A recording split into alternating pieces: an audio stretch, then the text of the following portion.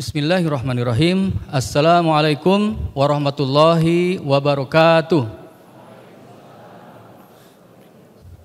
Bismillah walhamdulillah wassalatu wassalamu ala rasulillah. Asyhadu an la ilaha illallah wa asyhadu anna muhammadan abduhu wa rasuluh allazi la nabiyya ba'dah. Rabbi shrah li sadri wa yassir li amri wahlul 'uqdatam min lisani yafqahu qawli amma ba'du. Yang terhormat Ustadz Dr. Aam Amiruddin MSI, yang kami hormati Rektor ITB beserta jajarannya, yang kami muliakan seluruh tamu undangan yang telah hadir.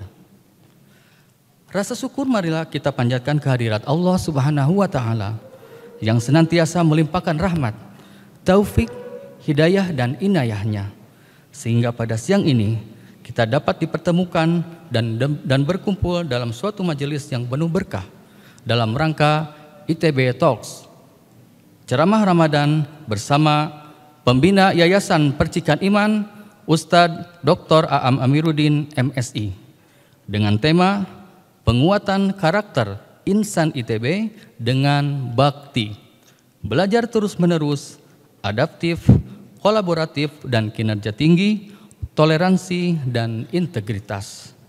Semoga dalam acara yang mulia ini kita semua mendapatkan rahmat dan ampunan Allah Subhanahu wa Ta'ala. Amin ya rabbal alamin. Hadirin, marilah kita buka acara ini dengan bersama-sama mengucapkan basmalah. Bismillahirrahmanirrahim. Bapak Ibu hadirin yang kami hormati, untuk mengawali acara ini, marilah kita bersama-sama mendengarkan dan menghayati ayat-ayat suci Al-Quran yang akan disampaikan oleh Bapak Ari Muhammad Priyadi SH. Kepada Bapak Ari Muhammad Priyadi SH, kami silakan.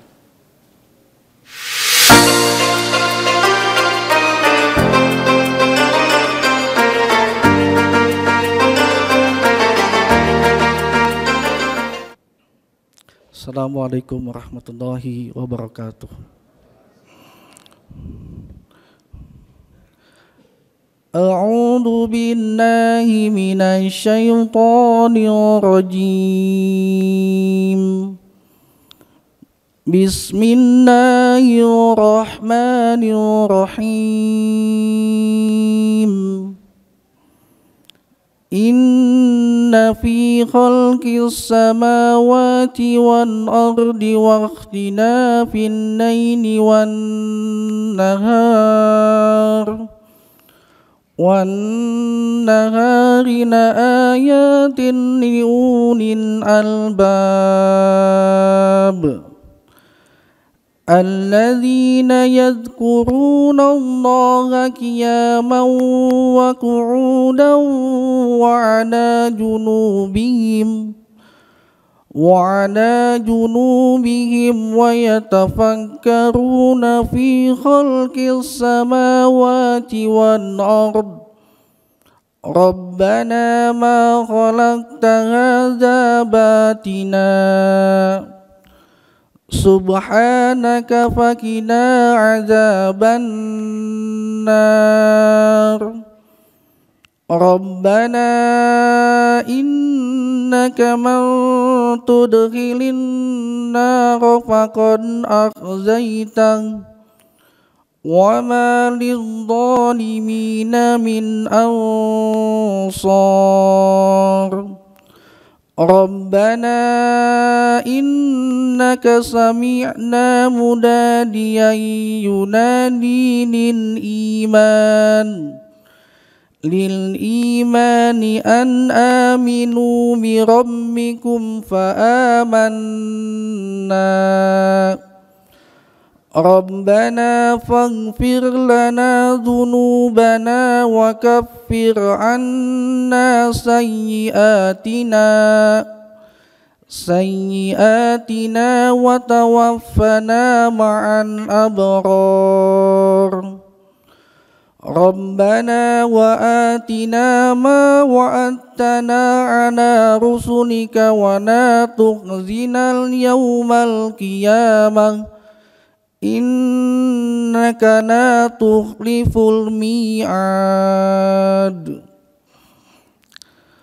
Aku berlindung kepada Allah dari godaan syaitan yang terkutuk dengan menyebut nama Allah yang Maha Pengasih lagi Maha Penyayang.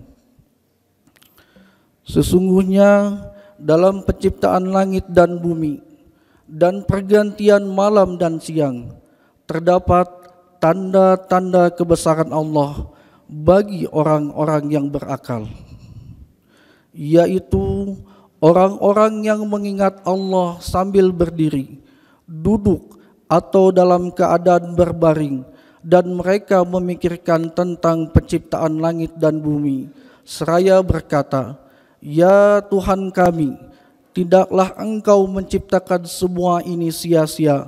Maha suci Engkau, lindungilah kami dari azab neraka.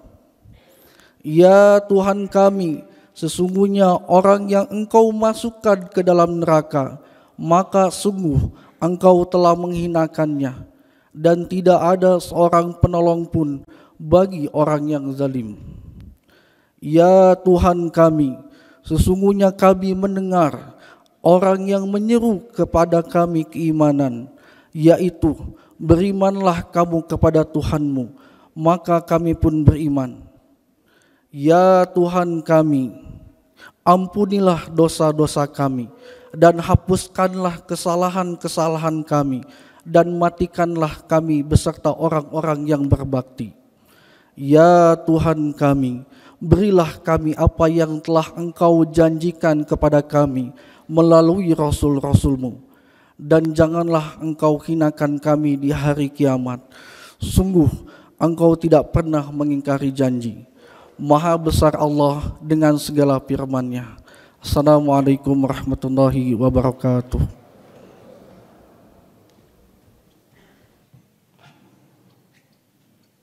Demikian telah kita dengarkan lantunan ayat suci Al-Quran. Semoga memberikan manfaat serta pahala baik bagi pembaca dan yang mendengarkan. Amin ya rabbal alamin. Hadirin yang kami muliakan, selanjutnya kita akan simak bersama sambutan oleh Wakil Rektor Bidang Keuangan, Perencanaan dan Pengembangan Institut Teknologi Bandung. Kami silakan dengan hormat Bapak Insinyur Muhammad Abduh MT PhD.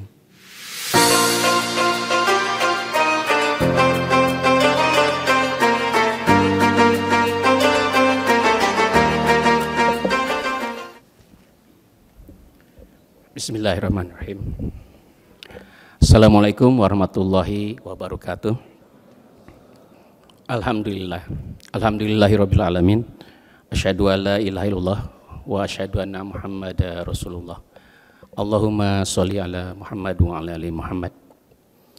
Mari Bapak dan Ibu para hadirin ceramah Ramadan hari ini kita mengucapkan hamdalah, alhamdulillahirabbil alamin, di mana kita bisa bertemu di acara ITB Talks yang temanya terkait dengan ceramah Ramadan ini, yang mana alhamdulillah kita bisa berkumpul lagi di ruangan ini, di mana pandemi sudah menjadi endemi. Insya Allah kedepannya kita sudah melaksanakan kegiatan secara normal yang seperti dulu secara fisik, tetapi insya Allah jiwanya, semangatnya menjadi yang baru.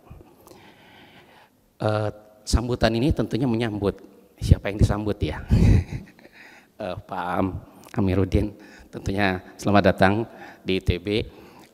Kami senang sekali, banyak fans Bapak di sini, insya Allah.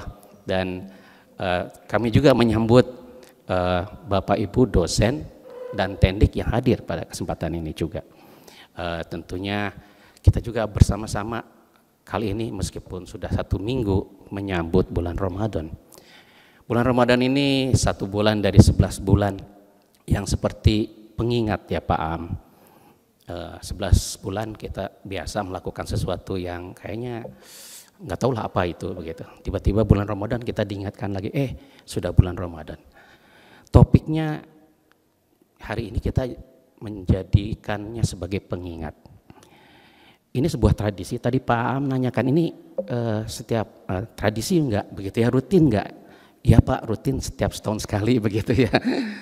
Tetapi sebuah tradisi itu selalu menjadi pengingat kita. Kalau kita sholat, sebenarnya untuk apa ya?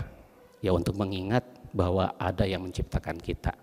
Dan kita harus dengan mudah mengingat yang bersangkutan. Tentunya kita juga baru saja kemarin dan tadi baru saja kita melepas salah satu anggota ya keluarga kita, yaitu Pak Gede Rake kemarin, dan juga tadi Pak Profesor Henry Damanhuri. Itu juga pengingat kita ya kepada kita bahwa kita pun akan seperti itu. Nampaknya kita selalu diingatkan, nggak tahu lewat mana begitu ya. Dan ketika diingatkan tentunya ya harusnya kita bersyukur tentang itu. Pada kesempatan ini Bapak dan Ibu sekalian, tadi Bu Rektor sudah menyampaikan temanya bagus sekali nih begitu ya, berkaitan dengan pembinaan karakter melalui bakti, dan diingatkannya pada bulan puasa Ramadan oleh Pak Ustadz Aam Amiruddin tentunya. Dimana kita juga apa sih bakti itu, tadi oleh MC disampaikan kembali apa itu bakti. Mungkin sudah lupa juga ya Bapak Ibu sekalian ya. Bakti itu sebenarnya ada B, ada A, ada K, dan K-nya 2 sebenarnya, dan kemudian ada T dan I, yang merupakan kompetensi perilaku wajib bagi pegawai di Institut Teknologi Bandung. Dan tentunya pengingat ini harus dilakukan begitu ya. Mudah-mudahan pada kesempatan ini Pak Amiruddin akan lebih mengingatkan kita. Tentunya kita berterima kasih kepada Pak Amiruddin yang akan menyampaikan tersebut. Jadi saya tentunya akan mengajak juga kepada para hadirin untuk mencoba istilahnya membuka hati kita. Nah, katanya kalau learning itu harus ada unlearning-nya dulu begitu. Ya, kalau kita terlalu banyak learning tapi enggak unlearning, semuanya sudah penuh di sini begitu ya. Kadang-kadang harus yang dikeluarkan dulu. Kita mencoba lupakan hal-hal tertentu dan kita mencoba membukanya sehingga masuk ilmu-ilmu yang barunya. Mari Bapak dan Ibu sekalian, kita buka mata kita, tentu jangan ngantuk. Buka juga pendengaran kita dan juga buka hati dan lapangkan dada untuk mendengarkan apa yang disampaikan oleh Pak Amiruddin sebagai pengingat. Dan tentunya terima kasih kepada Pak Dekan FTSL yang akan menjadi moderator daripada kegiatan ceramah Ramadan ini. Demikian sambutan dari saya. Mudah-mudahan kita mendapatkan ridha Allah dari kebersamaan ini. Assalamualaikum warahmatullahi wabarakatuh.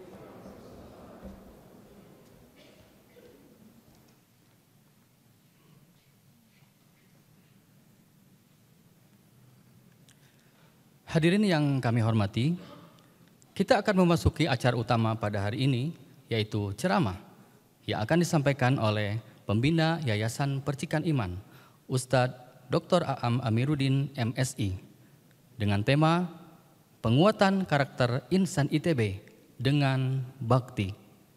Belajar terus-menerus, adaptif, kolaboratif dan kinerja tinggi, toleransi dan integritas. Sesi ini akan dipandu oleh moderator, yaitu Dekan Fakultas Teknik Sipil dan Lingkungan ITB.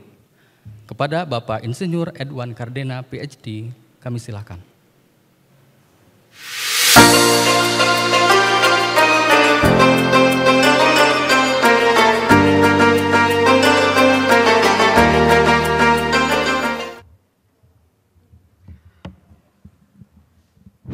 Bismillahirrahmanirrahim.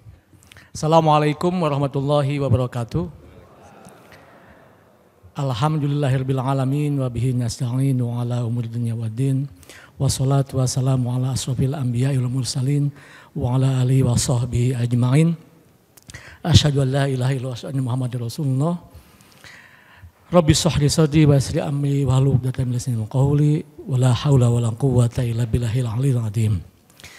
Bapak Ibu hadirin, alhamdulillah sore hari di bulan Ramadan ini menjelang kita biasanya mengakhiri kegiatan di kantor, pada sore hari ini kita beruntung bisa menghadirkan Ustadz kita yang kita sama-sama cintai ini, Pak Aam ya. Pak Ustadz Dr. Aam Amiruddin, pimpinan Percikan Iman yang akan menyampaikan mauidhah hasanah untuk kita semua sebagai pengingat tadi kata Pak Abdul. Dan topiknya sangat luar biasa. Ya bakti tadi ya apapun yang disebutkan tadi sebagai topik oleh pembawa acara itu berkaitan dengan akhlak ya Pak Am ya. Saya kira sebaik-baiknya akhlak manusia di muka bumi ini adalah Nabi kita Sallallahu Alaihi Wasallam, Nabi Muhammad, dan itu yang harus kita contoh. Dan ini adalah bulan puasa, saatnya kita barangkali lebih mendekatkan diri kepada Allah SWT. Barangkali dengan kondisi seperti itu kita akan mudah-mudahan ya belajar dari Pak Am akhlak, dan kita bisa mengarah kepada bakti yang diinginkan oleh ITB itu, yang pada intinya menurut saya adalah akhlak. Mangga saya kira ini saya kalau berlama-lama habis waktunya oleh saya ya. Mohon maaf Pak Am, mangga di kawitan.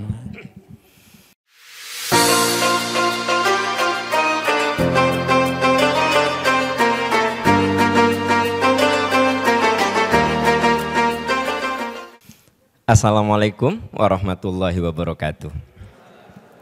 Bismillahirrahmanirrahim. Alhamdulillahirabbil alamin wassalatu wassalamu ala asyrafil anbiya'i wal mursalin wa ala alihi wa sahbihi ajmain. Asyhadu an la ilaha illallah wa asyhadu anna Muhammadan abduhu wa rasuluh.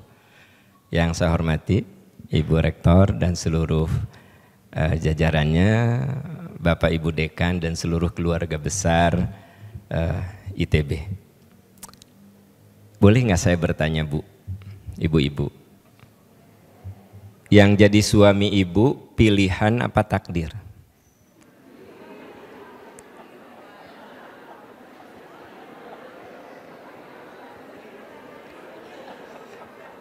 Nah, yang jadi suami ibu pilihan apa takdir? Yang jadi istri bapak pilihan apa takdir?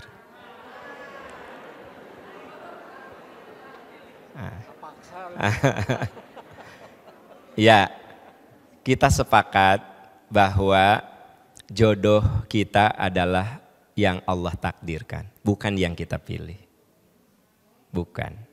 Awalnya kita pilih, tapi kalau nggak ada garis takdir, tidak akan pernah nikah sama wanita atau laki-laki itu. Pak moderator izin saya mah kalau duduk teh asa teu mantep gitu tah. Ya, biasa di panggung jadi calik teh asa tidak ekspresif. Jadi gini Bu, Pak. Ini saya ingin masuk ke sini tapi ada sebuah introduction dulu. Bahwa dalam hidup ini ada yang pilihan kita. Kita milih ya.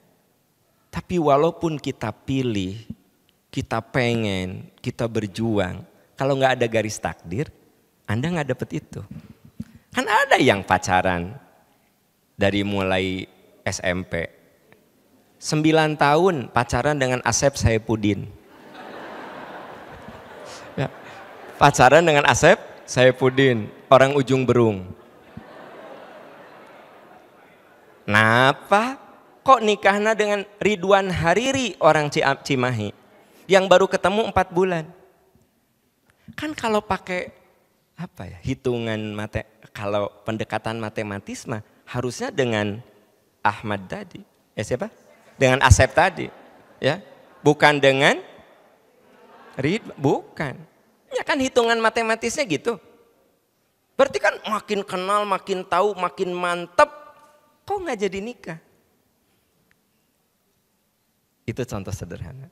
Ada dalam hidup ini, kalau nggak ada garis takdir, Anda nggak akan dapatkan itu. Jadi Bu, yang jadi suami ibu itulah yang Allah takdirkan. Jadi kalau lihat suami katakan, ya Allah ini takdirku ya Allah.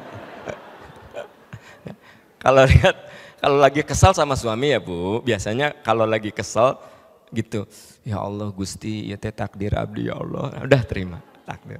Kalau lihat istri kan pikarodetan oke istri teh Pak, katakan inilah takdirku gitu. Nah jadi gini, manusia itu berada di 2 wilayah. Satu wilayah Allah yang untouchable, 100% kuasa Allah, itu takdir. Takdir ini gaib bagi kita, misteri bagi kita. Kita hanya diberi wilayah yang predictable. Jadi ada yang untouchable dan unpredictable itu wilayah Allah. Ada wilayah kita yang reasonable, predictable, terukur, bisa kita rencanakan. Nah, wilayah kita itu di wilayah ikhtiar. Itu. Jadi kita kudu bicara dua wilayah dulu.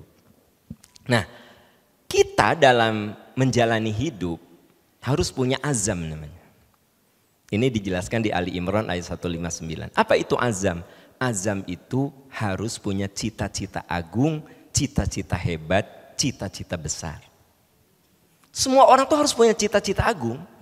Bahkan urusan akhirat saja harus punya cita-cita agung. Kata Nabi SAW, "Idza sa'altumul jannata fas'alul firdausa fa innaha 'alal jannah." Kalau kau minta surga tertinggi, surganya para nabi yaitu Firdaus. Kebayang nggak? Kita tuh kalau minta jangan yang abal-abal. Ya Allah, beri hamba surga Firdaus. Kumpulkan hamba dengan orang-orang soleh yang kau cintai dan dengan para nabi Allah. Beri hamba surga Firdaus. Itu kata Nabi. Itu azam namanya. Jangan, ya Allah beri saya surga, kelas melati juga nggak apa-apa ya Allah. Saya mah di halamannya juga cukup, saya mah di halamannya aja udah seneng ya Allah. Jangan, coret nggak boleh gitu. Ya, gitu. Jadi siapapun yang hadir di sini harus punya cita-cita agung, harus punya visi. Visi itu adalah cita-cita agung yang disepakati bersama. ITB pasti punya visi dan memang itu wilayah kita. Menciptakan visi, membangun visi gitu. Nah, visi saja nggak cukup, azam saja nggak cukup, cita-cita agung saja nggak cukup. Maka cita-cita agung itu harus ditapaki. Ada tangga-tangga yang harus dilewati untuk sampai pada cita-cita yang agung itu. Kalau konsepsi Quran sesungguhnya sangat berbanding lurus, sangat sejalan dengan karakternya ITB yaitu bakti tadi. Sebelum itu kalau kita lihat aja, bakti itu kan belajar terus. Ayat yang pertama kali turunkan Iqra. Bukan sholat teman-teman, Iqra, baca. Dan yang menarik, objeknya tidak disebut. Iqra, baca. Baca apa? Baca apapun alam semesta segala macam. Kan tidak disebut Iqra'ul Quran, baca Quran. Enggak, Iqra, baca. Apa? Apapun sesuai bidang keilmuan dan spesialisasinya masing-masing. Tapi setelah kita baca, warabbukal akram, agungkan Tuhanmu. Jadi pembacaan kita terhadap objek ilmu apapun yang menciptakan kemaslahatan dan dari situ kamu akan tahu Tuhanmu Maha Agung. Jadi belajar terus menerus itu sangat sejalan dengan ruh ajaran Islam. Pernah dicek ayat yang menyuruh kita belajar ada berapa di Quran? Saya berharap ibu bapak tidak percaya supaya ngecek sendiri. 702 ayat. Ibu-ibu suka bilangnya, aku mah percaya sama Pak Aam, nggak usah ngecek. Saya berharap tidak percaya, cek ya. Ayat tentang sholat Pak, di bawah 100 ayat. Ayat tentang sholat yang merupakan tiang agama, tidak lebih dari 100 ayat. Ayat tentang haji cuma 8 ayat. Ya. Coba. Ayat tentang keluarga 36 ayat. Ayat tentang belajar 702 ayat. Dahsyat enggak? Belajar terus. Gitu. Dan Allah tidak pernah membedakan antara ilmu umum dan ilmu agama. Enggak. Ya. Kenapa? Semuanya juga disebut ulama. Innama yakhsyallaha min ibadihil ulama. Orang yang berilmu dan beriman itu, itulah para ulama. Dan ketika kita ayat lain baca fas'alu ahla dzikri in kuntum la ta'lamun, kalau kamu nggak ngerti tanya orang yang faham tentang ilmu itu. Kalau nggak paham tentang agama ya ke ahli agama. Kalau nggak paham tentang arsitektur ya kepada ahlinya. Gitu. Ketika nanya tentang kesehatan itu pun ada subspesialisnya. Jangan sampai kaki kita rorombeheun nanya ke objin. Nah orang tahu rorombeheun Pak Bu? Rorombeheun itu perpecahan di antara suku. Jadi kaki kita mengalami perpecahan, itu rorombeheun ya. Itu bahasa Sunda itu.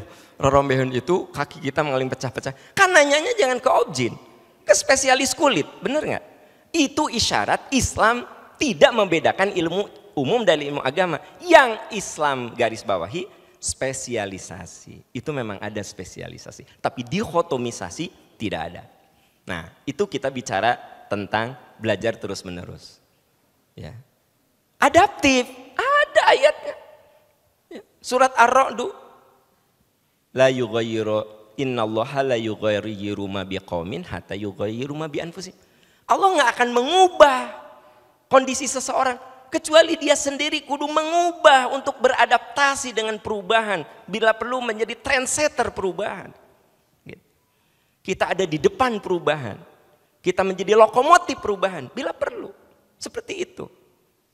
Minimal kita adaptif. Kamu tidak akan maju kecuali kamu adaptasi dengan perubahan. Itu yang dikatakan firman Allah. Allah tidak akan mengubah satu kaum kecuali kaum itu beradaptasi. Selalu membaca tren yang akan mempengaruhi kehidupan kita. Bakti, adaptif. T-nya? K-nya? Kolaborasi dan kinerja. Kalau bicara kolaborasi, ta'awanu 'alal birri wat taqwa wa la ta'awanu 'alal itsmi wal udwan. Tolong menolonglah kamu, berkolaborasilah kamu dalam kebaikan dan jangan berkolaborasi dalam keburukan. Fa idza farugta fansab wa ila rabbika farghab. Kalau kau selesai melakukan satu pekerjaan, kerjakan, kinerjamu harus bagus. Kan itu sejalan dengan firman-firman Allah Subhanahu wa taala, gitu. Ini saya curiga yang menyusun ini kelihatannya kiai-kiai di ITB ini. Ya, ustadz-ustadz di ITB gitu ya. Nah, tapi ayatnya tidak dimunculkan, dirahasiakan gitu. Pesannya saja. Tapi kalau saya lihat sungguh tidak ada yang bertentangan. Ya. Rumah tangga yang hebat bukan karena ada ibu yang superwoman. Bukan karena ada bapak yang superman, tapi ada super tim dalam rumah tangga itu. Ya nggak sih? Tidak ada rumah tangga hebat karena ibu yang superwoman, no. Atau bapak yang superman, no. Super tim. Tidak ada lembaga yang hebat kecuali ketika mampu mereka merendahkan hati mereka untuk berkolaborasi. Karena kolaborasi itu butuh kerendahan hati, mengakui kelebihan orang lain. Bagaimana saya bisa berkolaborasi dengan teman saya kalau saya mikir bodoh, embung aing gawe jeung nu kitu. Kudu gawe jeung jelema eta, bodoh aing embung. Kolaborasi nggak akan jadi. Jadi saya kudu menghargai sabodoh-bodohna teman saya, cari kelebihannya apa. Gitu. Jadi kolaborasi itu ada pesan tersembunyi, rendah hati mengakui kelebihan orang lain. Itu. Sebab kita tidak mungkin berkolaborasi kalau kita merasa superior. Tapi kalau kita bilang, aku punya kelebihan, dia punya kekurangan. Dia punya kelebihan, aku punya kekurangan. Kita saling menguatkan, baru terjadi kolaborasi. Makanya kolaborasi itu akan terjadi dari ketawaduan seseorang. Gitu. Mengakui kelebihan orang lain, menghargai kelebihan orang lain. Tapi juga kita tidak segan untuk menunjukkan kapasitas kita di situ. Gitu. Yang namanya kolaborasi kan bukan berarti orang lain terus yang harus bicara. Ada saat kita juga momen, oh ini aku kuasai, kita bicara itu. Nah, gitu. Terus kolaborasi, kinerja tinggi, ya jelas ibu bapak bagi orang beriman itu, ya selalu punya prinsip. Alladzi khalaqal mauta wal hayata liyabluwakum ayyukum ahsanu amala. Siapa yang paling bagus amal. Jadi kita kalau bekerja itu selalu melakukan yang terbaik yang kita bisa. Ibu kalau bikin nasi goreng, sampai platingnya juga kudu bagus. Bu. Bikin nasi goreng, platingnya, penyajiannya harus bagus. Ya kan, bila perlu mentimunya teh dalam bentuk love gitu, ya kan gitu. Ya. Ini ibu bikin nasi goreng, tapi katelnya disimpan di meja makan. Ayah, anak-anak sok sarapan.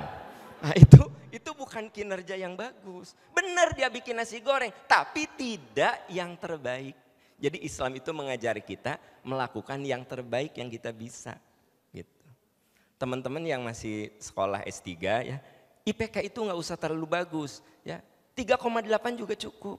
3,9, nggak usah terlalu bagus lah gitu. Nggak usah 4 lah, 3,7, 3,8 itu sudah cukup. Jadi selalu kita ingin yang terbaik begitu loh. Ya, Nabi itu hal kecil pun yang terbaik. Bapak Ibu tahu nggak kalau Nabi bicara sama anak-anak, nggak pernah begini Pak.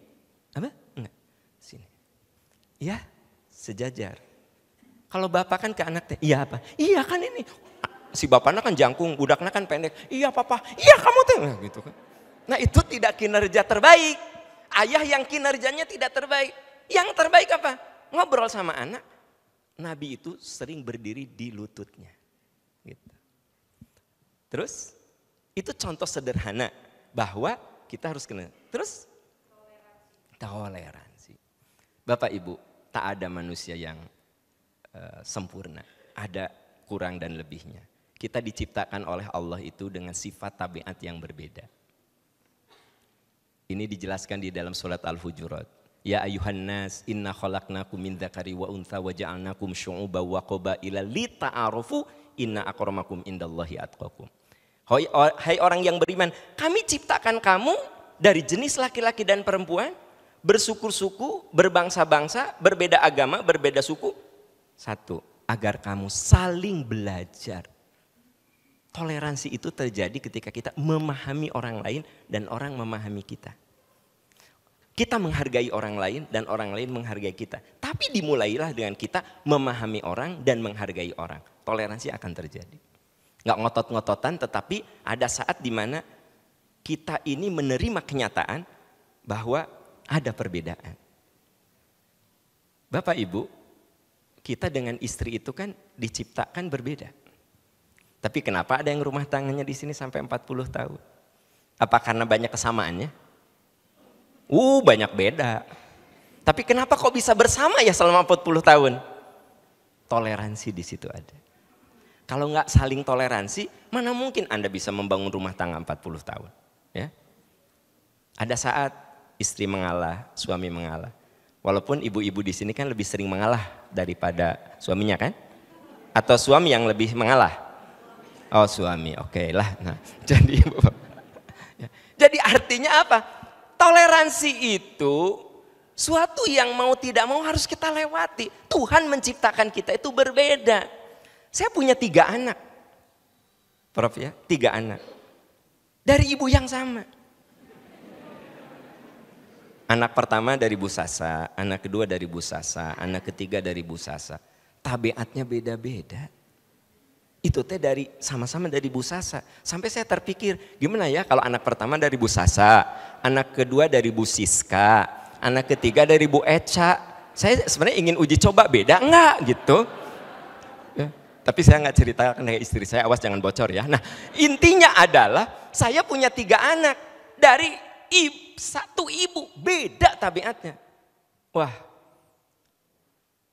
Rektor dan seluruh jajarannya ini kudu mengelola, memanage dosen, tendik, mahasiswa, nggak kebayang. Disitulah kita butuh kolaborasi dan toleransi itu bersebelahan. Ya. Dan yang terakhir, integritas itu adalah yang mengikat semuanya. Saudara-saudaraku tercinta, Nabi mengatakan, idmanu lisitan min anfusikum adman lakumul jannah. Lakukan oleh kamu 6 perkara, aku jamin kamu masuk surga. Ini bicara integritas. 1, usduqu idza haddatstum, jujur kamu. Bu, Bapak, kolaborasi bisa hancur karena tidak jujur. Iya. Ya. Toleransi bisa rusak karena kebohongan. Makanya Nabi mengatakan, integritas diri kita dimulai dari jujur. Usduqu, jujur. Ya kan? Jujur itu kata yang paling mudah dikatakan. Tapi Masya Allah, susahnya luar biasa. Nah, yang kedua, wa'aufu idza wa'adtum, penuhi janjimu. Jujur, penuhi janji. Nah, 2. 3, ya. 1, wa'addu idza tumintum, tunaikan amanahmu. Semua yang hadir di sini kita punya amanah. Dari mulai amanah makro, amanah mikro. Amanah mikro, saya sebagai ayah punya amanah, punya anak. Ini amanah sebagai ayah, sebagai suami. Ibu amanah sebagai istri, sebagai ibu. Nanti terus lagi berkembang lagi. Amanah sebagai dosen. Kalau mahasiswa, amanah sebagai mahasiswa.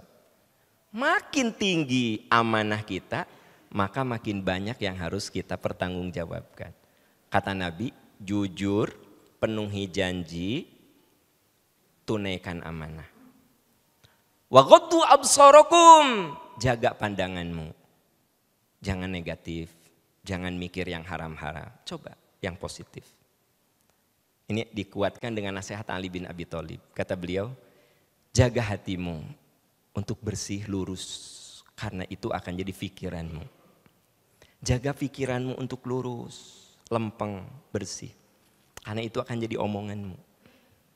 Jaga omonganmu untuk lurus, bersih, benar. Karena itu akan jadi perbuatanmu. Jaga perbuatanmu agar lurus, lempeng, bersih. Karena itu akan jadi kebiasaanmu. Jaga kebiasaanmu supaya kebiasaanmu itu lurus, benar, jujur, disiplin, tekun. Karena itu akan jadi karaktermu. Dan jaga karaktermu yang lurus, yang sehat, yang bersih. Karena itu akan menentukan nasibmu. Apa beda nasib dan takdir? Memang ceramah teh kadang nggak usah nanya gitu ya. Apa bedanya nasib takdir? Apa ya? Kata Ali, jaga karaktermu itu menentukan nasibmu. Jadi nasib itu ya hasil akhir karena ikhtiar kita. Itu nasib. Nah, jadi makanya ketika ikhtiar kita nggak benar disebutnya musibah. Ma asobaka min musibatin fabima kasabat aidikum. Musibah itu terjadi karena ulah kamu. Jadi kalau ada mahasiswa DO itu nasibnya buruk.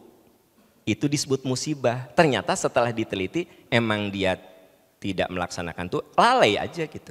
Maka itu jangan kamu DO? Iya, takdir dari Allah. Bukan. Jangan bilang takdir dari Allah. Ya kan gitu. Kenapa? Itu mah musibah. Kenapa? Ada saham. Perbuatan ketidakdisiplinan itu. Makanya Nabi mengatakan jaga pandangan. Karena pandangan itu memandang satu persoalan itu akan menentukan bagaimana kamu berbuat dan bersikap terhadap persoalan itu. Ibu kalau lihat suami itu bikin lelah, bikin capek, memang ibu boring gitu loh. Lihat suami itu ya Allah Gusti, ya Allah Gusti ya. Tapi kalau ibu capek sama suami, tapi Anda berpikirnya gini, terima kasih ya Allah, dia membuat saya lebih dewasa menghadapi hidup. Nah, ya, gitu. Kebayang nggak? Ibu capek banget kan ngadepin suami kan? Capek banget. Kalau ibu bilang, ya Allah kenapa engkau hadirkan laki-laki untuk aku seperti ini ya Allah? Apa salah aku? Anda capek. Capek. Tapi kalau gini, terima kasih ya Allah. Kau telah hadirkan laki-laki yang membuat aku lebih dewasa. Membuat aku belajar terus. Membuat aku lebih sabar. Dan membuat aku bisa masuk surga karena suamiku ini. Jadi kalau lihat suami aneh-aneh, ya Allah terima kasih. Ini pintu surgaku ya Allah. Nah ini cara pandang ini sebenarnya. Sudut pandang saja. Ya. Ada orang kena, enggak saya ingin mengatakan. Kenapa Nabi mengatakan jaga pandanganmu. Karena pandanganmu itu akan menentukan aksimu. Ya. Itu makanya. Ya, contohnya. Ada orang yang dikasih sakit. Ya Allah terima kasih. Engkau telah memberikan ujian sakit. Saya akan berobat dan jadikan sakit ini penggugur dosa. Kalau dengan sakit ini saya meninggal, catat ya Allah saya sebagai syuhada. Maka sakit itu dia nikmati. Dia tetap berobat. Gitu. Tapi ada yang gini. Kenapa ya Allah harus aku yang sakit seperti ini. Padahal banyak orang yang lebih maksiat dari aku ya Allah. Udah gitu disebut lagi nama-namanya. Ya.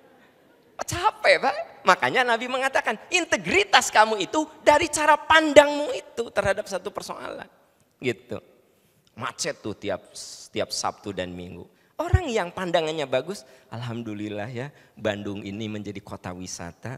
Ya Allah betapa banyak orang yang ekonominya tumbuh, UMKM tumbuh dengan banyaknya orang Jakarta, orang Bogor pada kesini. Seneng lihat macet-macet tuh. Ini cara pandang. Tapi kalau cara pandangnya gini, Dasar orang Jakarta minuhin Bandung lagi. Bogor itu naon sih? Letter B KB itu naon sih? Terus ngomel gitu. Itu cara pandang. Makanya kata Nabi, ya, jaga pandangan. Nah, terus wahfadzu furujakum, jaga kehormatan. Kehormatan diri kita, kehormatan pasangan hidup kita, kehormatan lembaga kita. Wajib Pak menjaga kehormatan. Makanya termasuk kemunafikan orang yang suka ngejelekin lembaga, tapi dia dapat gaji dari lembaga, bagi yang gitu mah keluar. Kan sok aya, apa itu? Ini, tapi nggak keluar. Gue tuh nggak suka ya, ini apa nih? Ini. Tapi gajian kalau terlambat sedikit marah. Itu dia tidak punya integritas. Kalau memang nggak suka, aku udah nggak cocok lagi, udah aku keluar. Nah, kalau ternyata masih mau di situ, jadilah yang terbaik. Jaga kehormatan. Kehormatan diri kita, kehormatan keluarga kita, kehormatan lembaga kita. Jadi kalau kita jujur, disiplin, tekun, itu menjaga kehormatan lembaga juga. Gitu. Terus, wakufu aidiakum. Jaga tanganmu dari kesewenang-wenangan pada saat kamu punya kewenangan. Jadi ketika kita punya kewenangan, hati-hati. Jaga. Jangan sampai menzolimi. Kebayang gak Bu? Itu sebuah integritas yang diajarkan oleh agama kita. Lakukan oleh kamu 6 hal. Aku idmanuli, sampai hadisnya itu keren Bu. Idmanuli sittan min anfusikum adman lakumul jannah. Lakukan 6 perkara, aku jamin kamu masuk surga. Jujur, penuhi janji, tunaikan amanah, jaga pandangan, jaga kehormatan, jaga wewenang. Jadi dahsyat sebenarnya. Nah Bapak Ibu yang Allah muliakan, saya memang mengayati bakti gitu ya. Mengayati saja, jadi memberikan elaborasi dan ayat-ayat. Karena kalau dosen yang menjelaskan, banyak yang ngobrol, tunduh, geus lah tuh cenah berilmu pokoknya mana. Tapi kalau ku ayat mah kan mudah-mudahan we rada insaf gitu ku ayat mah ya, lebih didengar gitu kan. Tapi asli loh, ini karakter bakti ini 100% sejalan senafas dengan ajaran Islam. Dan saya yakin agama apapun yang Bapak Ibu yakini, kalau dielaborasi itu sejalan dengan agama. Saudara-saudara yang umat Kristiani pastilah sejalan dengan ini. Yang Hindu, yang Buddha sejalan. Saya mengelaborasi dari sudut pandangan Al-Quran. Ini sangat sejalan sekali. Persoalannya bagaimana kita melaksanakan. Nah, karakter bakti ini wilayah ikhtiar. Dan itu harus strict, terukur. Yang saya bilang tadi, ada wilayah takdir, itu mah kuasa Allah. Untouchable. Allah yang berkuasa. Wilayah kita itu wilayah yang terukur. Nah, jadi kita berjuang strict ya, ada takaran, ada ukuran, ada hitungan kinerja, itu harus dilakukan karena wilayah ikhtiar. Wilayah kita yang harus accountable, yang harus terukur, itu wilayah kita, gitu. Ujungnya seperti apa? Fa idza azamta fatawakkal 'alallah. Serahkan pada kuasa Allah. Tapi ingat, innallaha la yadlimu mithqala dzarrah. Allah itu tidak akan pernah berbuat zalim. Jadi ketika kita sungguh-sungguh, maka Allah akan membalas kesungguh-sungguhan kita. Itu saja yang bisa saya sampaikan. Terima kasih. Alhamdulillahirabbil alamin. Assalamualaikum warahmatullahi wabarakatuh. Hatur nuhun Pak Am, ini luar biasa nih baktinya. Ini masih ada waktu 5 menit nih. Walaupun Pak Am ini bertanya, nah sekarang silahkan ini menanyai Pak Am, silahkan. 2 pertanyaan saja dari sebelah sini, 1 dari sebelah selatan 1, utara 1, selatan 1. Mangga silahkan.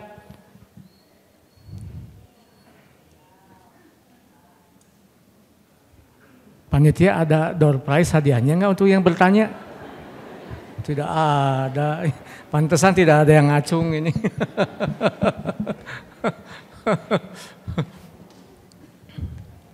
Oh, ada di belakang. Mangga silahkan Bapak. Tolong mic-nya diberikan. Silakan Pak. Bismillah, nama saya Eko Pak dari Ditsarpras ITB. Pak Ustadz Aam mau menanya bagaimana kiat-kiat menanamkan sifat jujur pada diri kita sendiri Pak. Terima kasih. Assalamualaikum. Mangga langsung aja Pak, mangga. Ini pertanyaannya singkat tapi dahsyat kan gitu. Bapak Ibu ya, manusia itu terbentuk baik karakter, sifat apapun tergantung apa yang dibiasakannya kan. Gitu. Makanya kita kalau bicara tentang proses pendidikan kan 3, pembicaraan, pembiasaan, keteladanan. Jadi kalau menurut Quran, orang itu dibentuk pertama dengan pembicaraan, omongan. Omongan kita harus selalu, jadi omongan itu memahat karakter omongan kita itu. Ini bisa dilihat dalam surat An-Nisa, wal yaqulu qaulan sadida, hendaklah kamu bicara benar. Ayat sebelumnya bicara tentang wal yakhshal ladzina law taraku min khalfihim dzurriyyatan dhi'afa khafu 'alaihim falyattaqullaha wal yaqulu qaulan sadida. Hendaklah kalian khawatir kalau meninggalkan generasi yang lemah. Lemah intelektualnya, lemah ekonominya, lemah karakternya, lemah integritasnya. Kalian harus khawatir. Fattaqullah, takwa kamu kepada Allah. Mulailah kamu dengan wal yaqulu qaulan sadida. Bicara yang benar. Jadi omongan itu akan membentuk karakter. Jadi kalau anak kita, nak matematika nilainya berapa? 6. Mama dulu 3. Tapi mama belajar. Alhamdulillah tadinya 3 jadi 8. Kamu 6, kamu bisa 10. Anak mama mah pintar. Sok belajar terus. Mama yakin kamu bisa. Itu kita memahat anak untuk self confidence. Nah, kamu matematika berapa nilainya? 6. Bodoh jika bapak maneh tah bodoh. Bodoh, udah bodoh atuh dah. Apa kata anak teh? Yes, bapak orang ge bodoh. Nah, udah. Maka terbentuklah karakter bahwa aku mah udah nggak bisa matematik teh. Ya udah. Nah, jadi omongan itu bisa memahat karakter seseorang. Nah, yang kedua, pembiasaan. Nah, pembiasaan ini ada yang kita terima dari orang tua kita dan boleh jadi pembiasaan itu benar, tapi sangat mungkin ada pembiasaan yang salah. Saya agak sedih sih sebenarnya kalau saya ceramah di depan kalau lagi parenting itu. Kan sekarang masih berlaku kalau mau masuk SMP SMA tuh zonasi. Itu masih ada orang tua yang rela menghancurkan karakter anaknya dengan memindahkan anak itu ke kakak orang lain. Kakak tukang baso, kakak tukang cireng anu nempel jeung sakola. Nah kan gitu. Ya kan? Ya kakaknya ditempelin tuh ke tukang cireng. Dah rumahnya deket situ, di gang deket sakola. Ya, biar kamu pokoknya biar kamu diterima di SMA 3, biar kamu diterima di SMA ini, di SMA 5, ditempel-tempel. Saya bilang, Bu, ibu sudah menghancurkan masa depan anak ibu. Karakter anak ibu diajarin rusak kotor. Mama, aku pengen di SMA ini. Iya sok, kamu ambil jalur prestasi. Prestasi kamu harus bagus. Gimana mah kalau aku enggak? Ya udah, kita ambil aja yang sesuai aturan. Itu kita mengajarkan karakter jujur. Jadi memang kenapa di negeri kita maaf, jujur itu susah sekali. Habis dari kecil aja udah diajarin bohong. Nah, nanti kalau papa datang bilang ya, mama di rumah dari pagi. Ibu teh baru datang. Bu nggak usah gitu ya.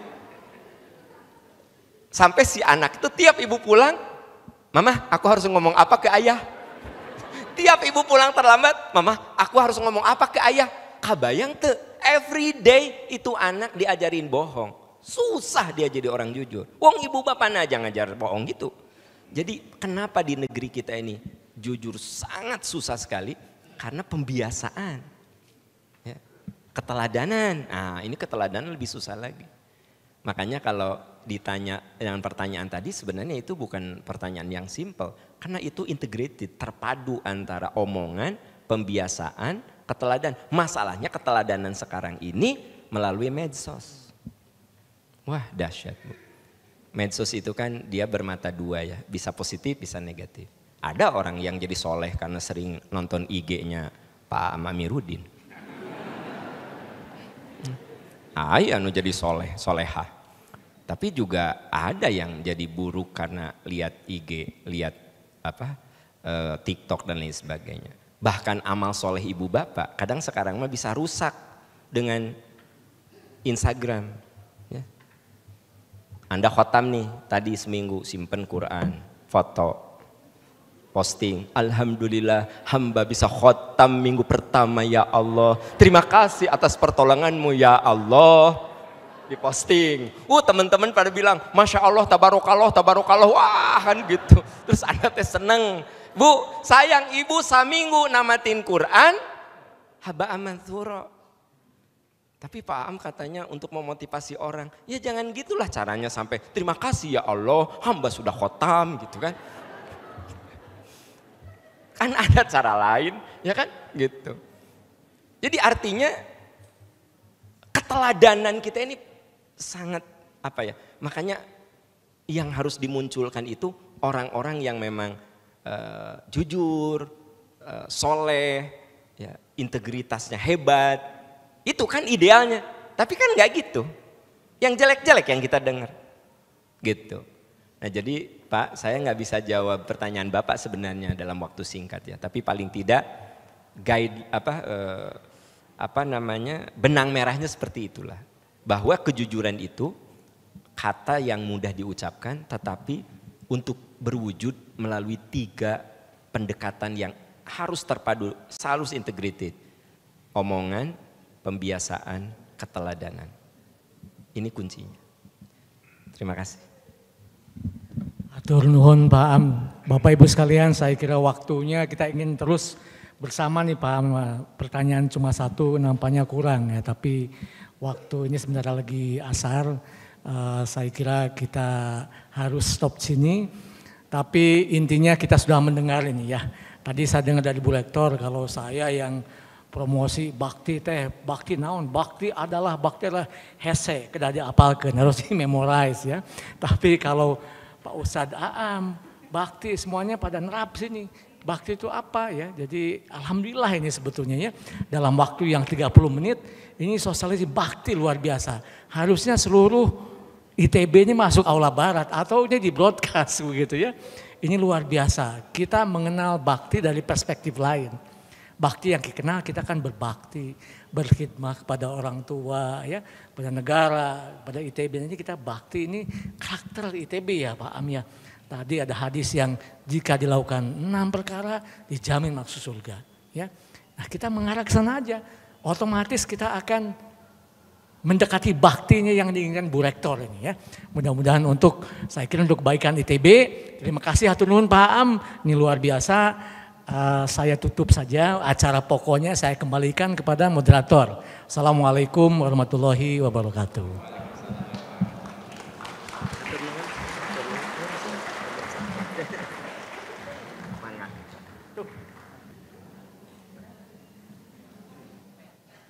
Hadirin yang kami muliakan, demikianlah uraian hikmat Ramadan yang telah disampaikan oleh Pembina Yayasan Percikan Iman, Ustadz Dr. Aam Amiruddin MSI. Semoga dapat menambah ilmu bagi kita semua dalam menjaga iman dan takwa kepada Allah Subhanahu wa Ta'ala, serta dapat diamalkan dalam kehidupan kita sehari-hari. Baiklah hadirin, mari kita tutup acara ini dengan bersama-sama mengucapkan hamdalah. Alhamdulillah Rabbil Alamin.